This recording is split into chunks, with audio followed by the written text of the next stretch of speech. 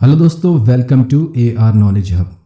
दोस्तों, इंसान चाहे कितना भी ताकतवर होने का दावा करता हो, लेकिन कुदरत के आगे कुछ भी नहीं है। कुदरत जब कहर बरपाती है तो बड़ी बड़ी सभ्यताएं नष्ट हो जाती है। इतिहास के पन्नों में ऐसी ही एक शहर की दास्तान मौजूद है। इस शहर में 20,000 लोग कुदरत के प्रकोप के कारण देखते ही देखते पत्थरों में तब्दील हो गए। यह बात सुनने में बहुत ही अजीब लगेगी, लेकिन यह सच है। आइए जानते हैं इस शहर के बारे में। हम बात कर रहे हैं पोम्पेई शहर की। यह इटली का मशहूर शहर था। आखिर इस शहर में ऐसा क्या हुआ था जो देखते ही देखते 2000 इंसान पत्थर में बन गए थे। इस बात का दरअसल पता 1748 में जब कुछ टूरिस्ट यहाँ पर आए तो उन्हें आदमी की अजीबोगरीब मूर्तियाँ देखने को मिली। ये देखकर वो बहुत हैरान हुए थे कि अलग अलग पोजीशन आदमी की मूर्तियाँ किसने बनाई होगी। बाद में रिसर्चेस में पता चला कि यह सभी पत्थर की मूर्तियां नहीं बल्कि असली आदमी की मूर्ति है। पोम्पेई शहर के मिले अवशेषों से पता चलता है कि जो जहां वह ज्वालामुखी की लावा की वजह से वही मर गया, यानी जो हथौड़ा मार रहा था वैसा ही बन गया। जो सोया हुआ था उसकी मूर्ति सोए हुए ही बन गई। इटली का यह शहर छोटा तो बहुत था, मगर अपने समय का बहुत ही एडवांस शहर था। रिसर्चेस से पता चलता है कि यह शहर उस समय यूरोप का टूरिस्ट प्लेस के रूप में था।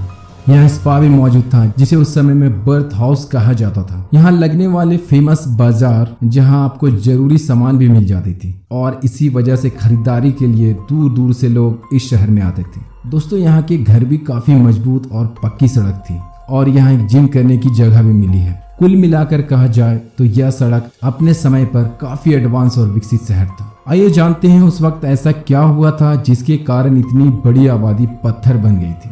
79 AD यानी कि आज से 1900 साल पहले की ये घटना है। उस समय इटली का यह शहर प्रमुख शहरों में से था।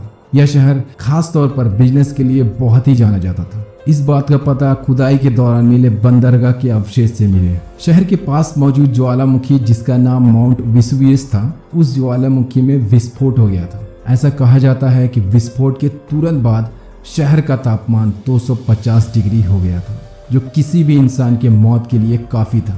इसी गर्मी की वजह से पोम्पेई शहर के लोग और जानवरों की मौत कुछ ही मिनटों में हो गई। उस समय पूरा शहर में राख और धुआं फैल गया था। हालांकि लोगों को उस ज्वालामुखी के बारे में पता था, पर अब तक जितने भी विस्फोट हुए थे वे बहुत छोटे छोटे विस्फोट थे, पर इस बार वाला बहुत ही भयानक विस्फोट था। शहर में किसी को भी बचाव करने का कोई भी समय नहीं मिला। कुछ ही मिनटों में पूरा शहर के लोगों की मौत हो गई। इतिहासकारों के अनुसार उस समय शहर की आबादी करीब 20,000 थी, और यह पूरी की पूरी आबादी जमीन से 15 से 20 फीट नीचे ज्वालामुखी के राखों में दब गई।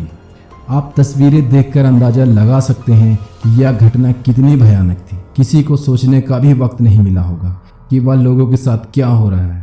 दोस्तों, आपके मन में यह सवाल जरूर उठता होगा कि पोम्पेई शहर के लोगों की मौत के बाद वे पत्थर क्यों बन गए, वे जलकर राख क्यों नहीं हुए।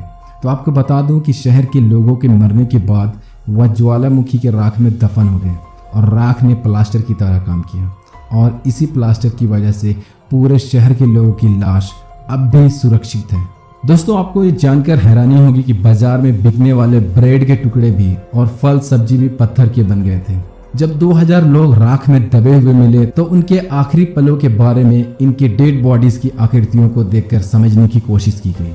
दोस्तों, इनमें कई शवों को देखकर ऐसा लग रहा है कि उस समय ये लोग सो रहे होंगे, और शायद इस एक आदमी को बाहरी हलचल के बारे में पता चल गया होगा। फिर शायद ये उन सोए हुए लोगों को उठाने के लिए जगा होगा, मगर उसका यह समय हमेशा के लिए थम गया। और दूसरी पिक में आप देख सकते हैं ये इंसान उस वक्त शायद उस बच्चे के साथ खेल रहा होगा। इन्हें देखकर ऐसा प्रतीत हो रहा है मानो ये अपनी दुकान में ग्राहक का इंतजार कर रहा हो।